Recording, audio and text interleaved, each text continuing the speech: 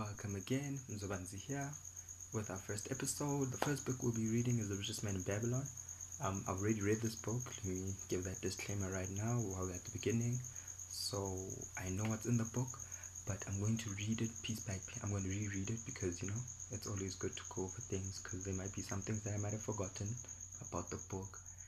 And I want to share this moment with you so that you can see what I know and I can see what you know. Please, you're always welcome to hit subscribe button, to hit the bell on the side of the subscribe button, and to comment down below.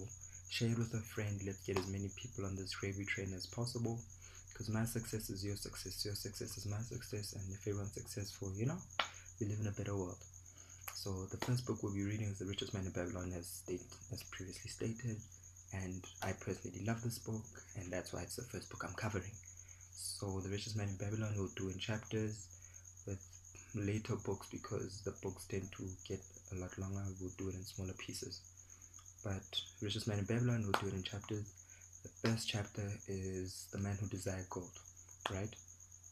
So in The Man Who Desired Gold, it's basically two friends, Kabai and Bansia. Kabai and Bansia are the best of friends, and they now having a conversation about money and wealth, right?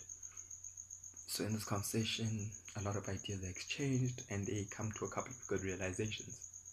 Two that stood out for me, and one that is important but not as important as these two in this exact chapter, because the third one is further explained in later chapters, because that's a pragmatic one. So the two that stood out for me is one, as best put by Tony Robinson, energy goes where focus goes, energy flows. So if you hope to build a great wealth, you'll have to intentionally do that. You'll have to put time into that, and it's not going to happen by mistake.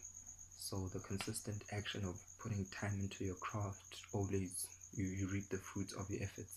So the same applies to your finances. So if you actually work hard in building a good spending habits and a good portfolio and the likes of that, we'll get to books that talk about that later on.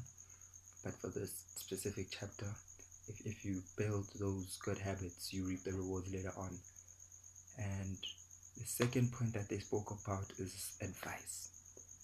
This is a major thing, must be taken with a pinch of salt, granted, but people who are successful in what they do often are more than willing to share advice.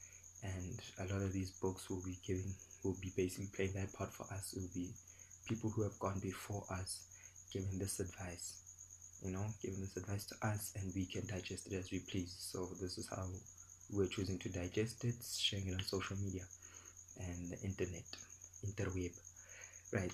So those two things are the two key pointers in this chapter for me.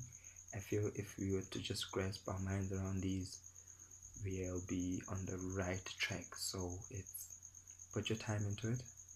Having put time into it, seek advice on how to do it, So don't just think that working on one job is going to make you wealthy.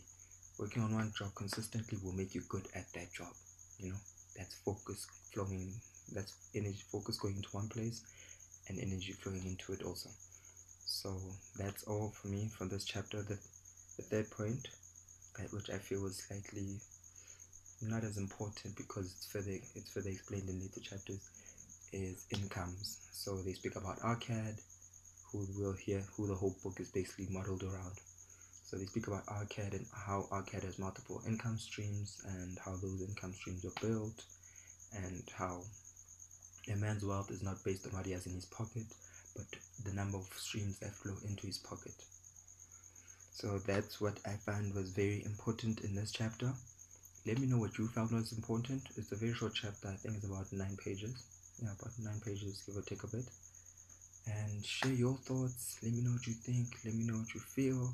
Is there something that you felt was important that I didn't mention? We can mention it down below. We can further discuss it. If there's books that you want us to cover in future, drop the names down below. We can get those books, share the knowledge, and build a wealth that we can all enjoy together. But from me, this is me signing out and saying enjoy, read more, and let's be great.